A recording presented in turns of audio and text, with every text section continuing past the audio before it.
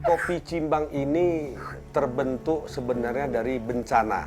Jadi begitu terjadi bencana erupsi Gunung Sinabung, banyak tanaman yang di lingkar Gunung Sinabung yang rusak. Jadi setelah diperhatikan, tanaman kopi yang bertahan hidup. Dan kopi juga bisa membuat kita jadi setara.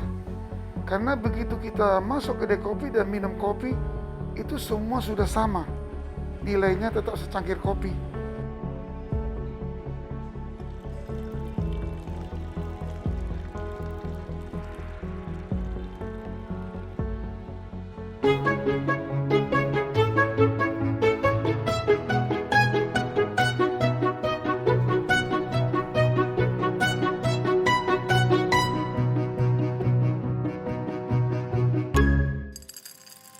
Selama ada yang namanya kopi, orang-orang dapat menemukan dirinya di sini. Kamu yang meracik semua kopi di sini? Iya. Bicara soal kopi seolah tak ada habisnya. Tidak hanya menjadi teman saat ngobrol yang terhidang di meja, kopi saat ini menjadi sebuah kebutuhan, bahkan gaya hidup berbagai kalangan, tak peduli tua muda. Eksekutif muda juga kerap menyempatkan diri untuk ngopi di wilayah-wilayah bisnis dalam kota.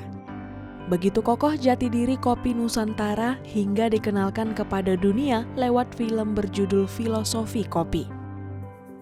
Wajar jika film tahun 2015 ini meraih kesuksesan, karena sempat menghiasi beberapa festival film dunia seperti Tokyo International Film Festival dan Taipei Golden Horse Film Festival. Salah satu kata bijak filosofi kopi yang dikenal adalah, dan kopi tak pernah memilih siapa yang layak menikmatinya. Karena di hadapan kopi, kita semua sama.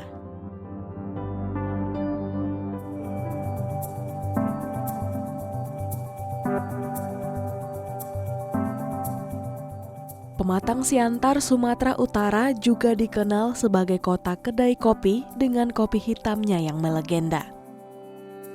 Cita rasa memikat bukan tanpa alasan. Biji kopi robusta yang ditanam di dataran tinggi Simalungun menjadi bahan utama secangkir kopi hitam yang menyatukan warga Siantar.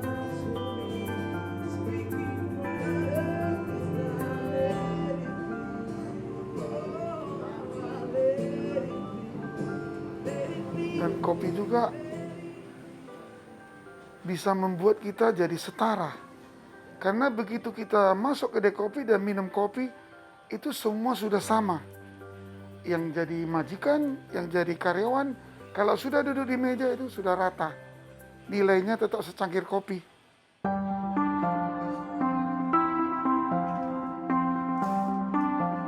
Turut serta mengukir sejarah dan membangun perekonomian warga Siantar. Koktong, kopi tertua di Siantar ini sudah eksis hampir 1 abad lamanya. Kedai kopi ini telah berdiri sejak tahun 1925. Selain Koktong, kedai kopi sedap yang berdiri tahun 1935 juga menjadi ikon Siantar yang selalu dikunjungi penikmat kopi dari berbagai kalangan. Khususnya pelanggan loyal yang senang bernostalgia dengan kisah lama. Dimulai tahun 1979, saya merintis bersama-sama dengan ayah saya. Jadi bukan ayah saya menyediakan untuk saya.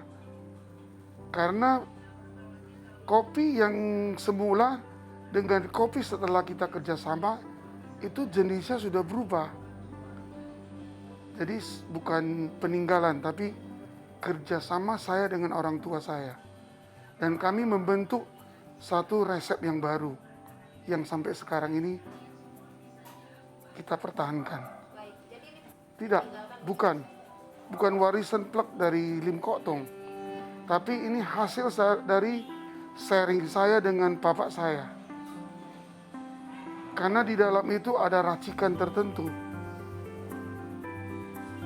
Jadi sudah berubah dari yang asalnya. Jadi sejak tahun 79 itu sudah ada perubahan yang seperti yang sekarang ini.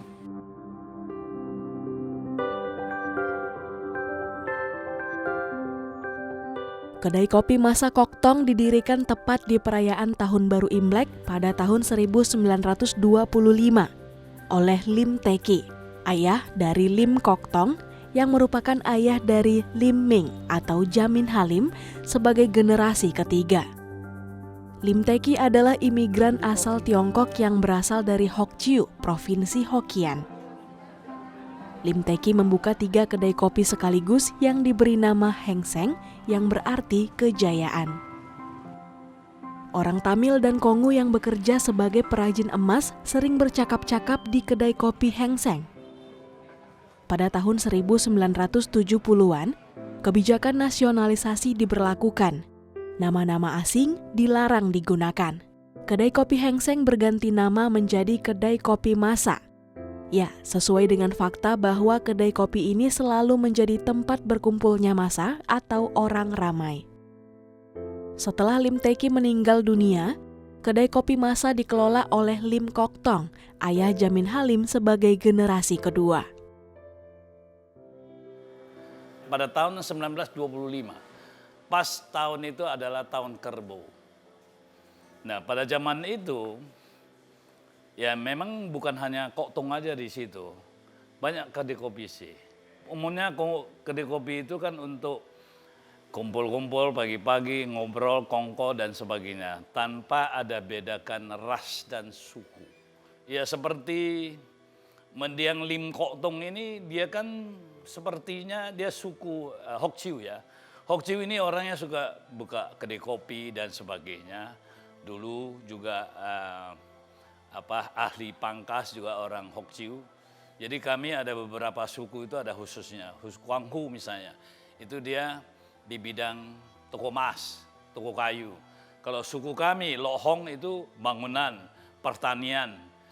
Jadi Sentara ini punya istimewa. Saya kira dalam puluhan provinsi ini Sentara ini punya istimewa. Ada bahasa daerah yang khas ya, yaitu bahasa Siantar, bahasa Koi Siantar. Jadi orang Siantar berbaur dengan suku-suku lain, Batak, Nias dan banyaklah semua, India dan lain-lain ya, Tionghoa khususnya. Jadi orang Tionghoa yang dahulu itu umumnya bahasa Batak kita itu bagus. Bahkan orang sekarang saya kira bahasa Toba itu bisa kalah sama orang asli. Orang asli bahasa Toba bisa kalah sama suku Tionghoa di sana.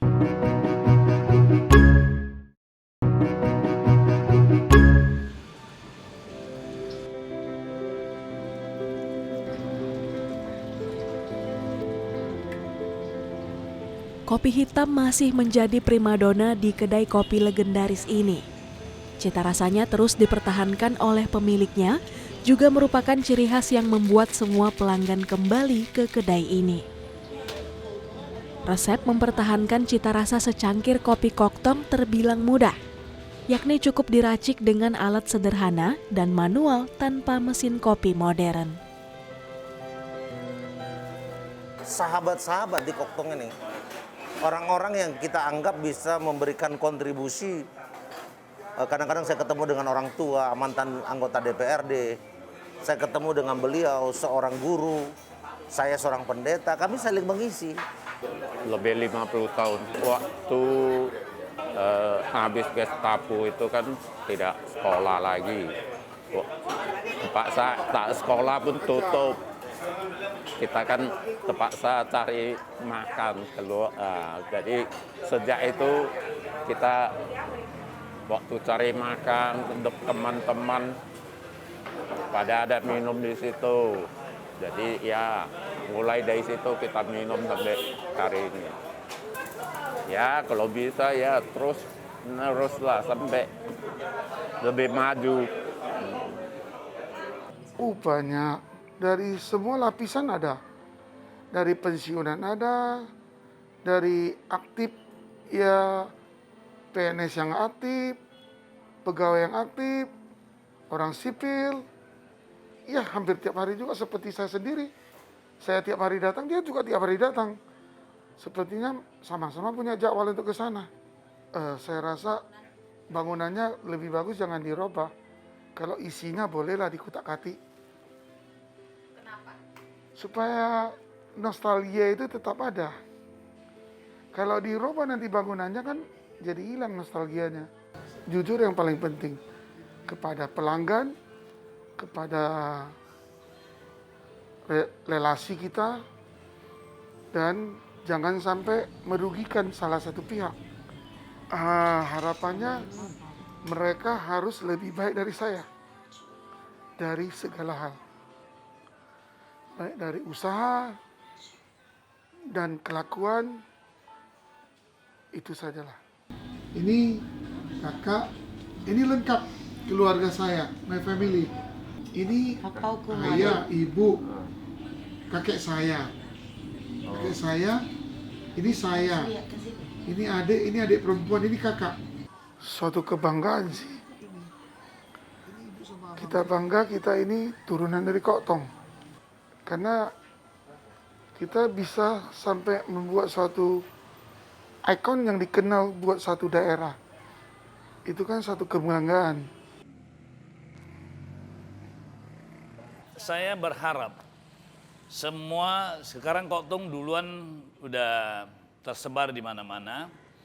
Nah sekarang mulai sedap. Saya juga mengharapkan yang lain-lain ikut ya jejak Kok Tong. Sehingga nama-nama Siantar, nama harum Siantar itu diangkat oleh orang Siantar.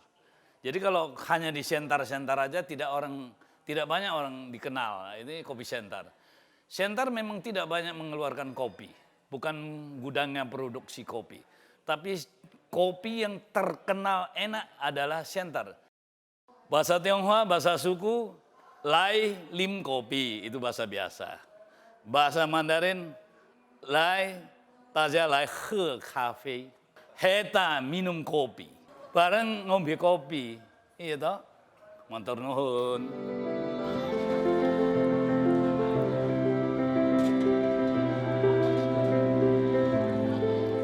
Siantar punya cerita dengan segala dinamikanya. Berjuta kisah larut dalam secangkir kopi. Kopi yang menyatukan perbedaan, karakter luhur bangsa yang harus diwariskan pada generasi muda. Manusia memiliki derajat yang sama di mata Tuhan yang Maha Kuasa. Layaknya kopi yang tidak pernah memilih siapa saja yang bisa menikmatinya.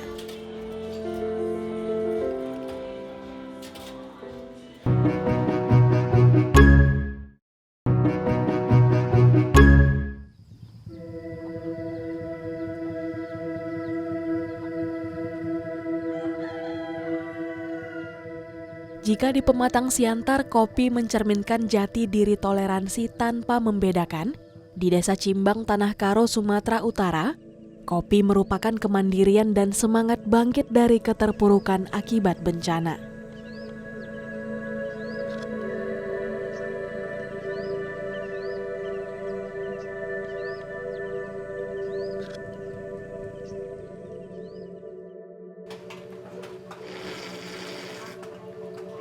Nama lengkap saya Imam Sukrisyah. Saya kelahiran di Banyuwangi pada tahun 1981.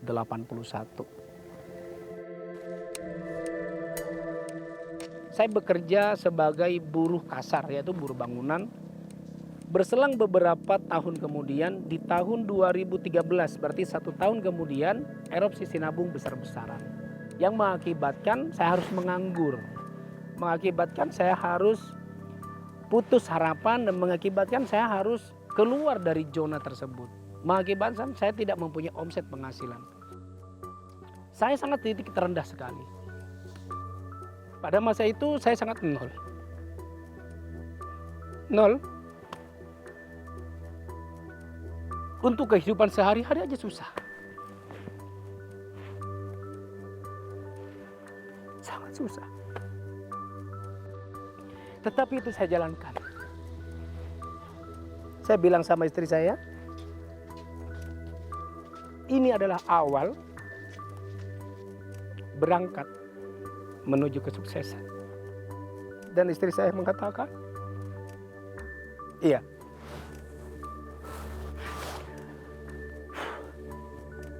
Dari situlah saya tidak pernah mensia-siakan waktu. Dari situlah saya tidak pernah sekedip mata pun lepas daripada kesempatan.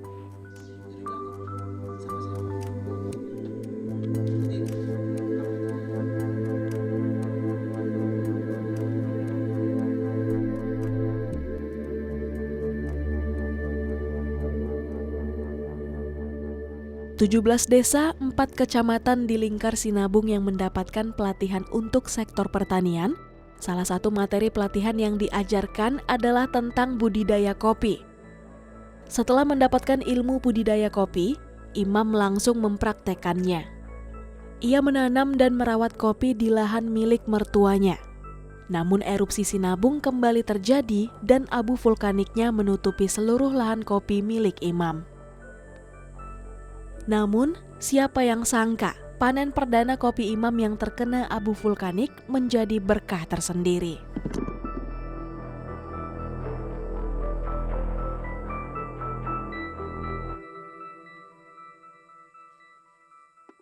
Nah, akhirnya begitu saya pulang ke kampung, saya melihat kopi tersebut sudah rata dengan tanah.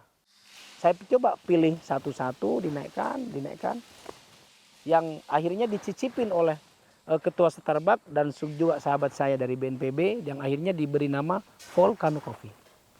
Dan Volcano Coffee itu pernah laku kencang pada masa itu di era 2015-16 itu di angka 1.750.000 per kilogramnya. Nah, sejak itulah kopi Cimbang itu mulai melejit. Sejak itulah kopi Cimbang mulai diminati ke banyak orang. 2017 dan 2018 menjadi tahun kejayaan bagi Imam. Ia mengikuti kontes di Jakarta Convention Center dan juga Alpha Paris di Perancis. Kopi Cimbang menjadi nominasi terbaik urutan ke-9 mewakili Indonesia di dunia. Kurang lebih ada 28 negara yang bisa saya jajali dan alhamdulillah itu zero. Jadi setiap perjalanan saya ke luar negeri itu tanpa biaya, tanpa bayaran. Pertama, uji kompetisi. Uji kompetisi itu di Paris. Terus setelah dari situ pameran di Swiss. Dan di Belanda saya belajar bagaimana tentang iklim. Kan itu kopinya semuanya. Iya. Jadi ini enggak sebisa sama kopi. Udah jadi gabang enggak? Oh, cirinya. Cirinya aja. Andeko alenang, andeko Nina. Nanti kamu beli, aku yang beli sama Andu ya. Betul. Sebenarnya kekuatan kopi Cimbang adalah di kelompok. Kekuatan kopi Cimbang ada di kelompok. Kembali kita bersosialisasi. Kembali kita melakukan adaptasi terhadap masyarakat, mengubah mindset masyarakat, merubah mental masyarakat. Bagaimana pola tanam yang dulu kita rubah dengan pola tanam yang sekarang. Pola tanam yang dulu dalam satu batang bisa menghasilkan kurang lebih 1-2 kilo per panen. Hari ini, bulan ini, tahun ini per batang bisa menghasilkan kurang lebih 5-6 kilogram per panen. Cherry ya. Nah, dari situlah kita bisa memberikan peningkatan produktif terbaik terhadap para petani. Gula merawah nande ginti. Cimbang adalah satu desa di Kabupaten Karo. Di sini, di Kabupaten Karo ini kami banyak gunung berapi. Ada Gunung Sinabung yang sampai sekarang selalu erupsi, terpanjang di dunia. Ada Gunung Sibaya, ada Gunung Barus, ada Gunung Sipiso-Piso, ada Gunung Sibuatan. Ini Karo dilingkari oleh gunung berapi. Baik yang aktif maupun yang tidak aktif. Tapi kita dilingkari oleh gunung. Jadi, konon katanya saya juga nggak tahu, kopi-kopi terbaik itu adalah kopi yang tumbuh di kaki gunung berapi. Jadi, Karo banyak sekali gunung berapinya. Rasa kopi di sini, variatif rasanya memang banyak sekali. Ada rasa gula arennya lah, ada rasa coklatnya lah. Banyak sekali macam-macam rasa. Di daerah lain tidak seperti itu.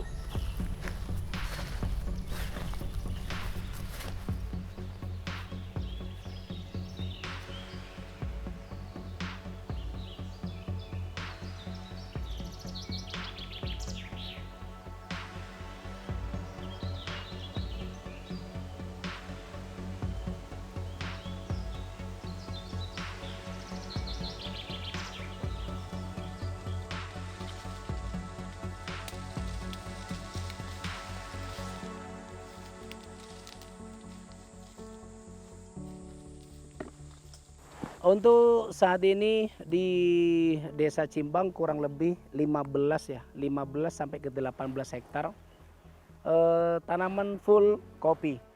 Dari segi varietas, kita di sini ada varietas Tiga Rutang, Andung Sari, Komasti, Gayo 1, P88 dan Ating Super. Jadi semua varietas itu ada di sini. Nah, sekarang Kopi Cimbang lagi membuat satu kontrak. Yang pertama adalah Dubai, yang kedua dengan Jepang, yang ketiga dengan Amerika. Sadawari giai tading kendu daing ko dain lolo krina itingko. Yang Dubai dengan kapasitas per bulan produksi itu hanya dengan 8 ton karena Kopi Cimbang akan dijadikan blended mereka. Terus yang kedua dengan Jepang itu kapasitas per bulan 120 ton dan Amerika per bulan itu kapasitas 50 ton. Kalau perasaan saya sih bangga kenapa?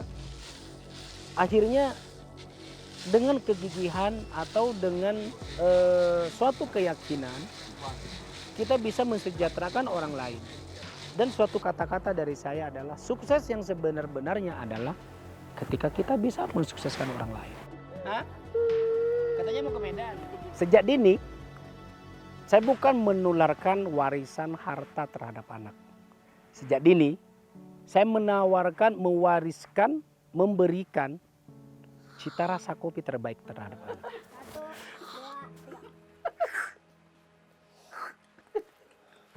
Keluarga adalah segala-galanya bagi saya pribadi.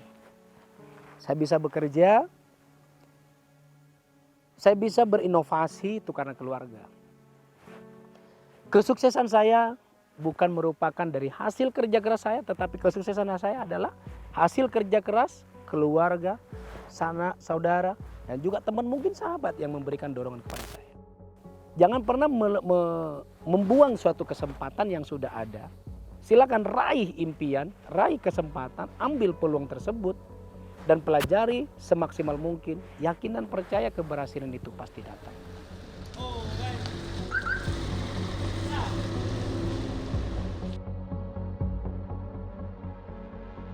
Kopi selalu punya cerita tentang hidup. Koktong di Siantar tercatat sebagai kopi yang mengukir sejarah perkembangan sebuah kota.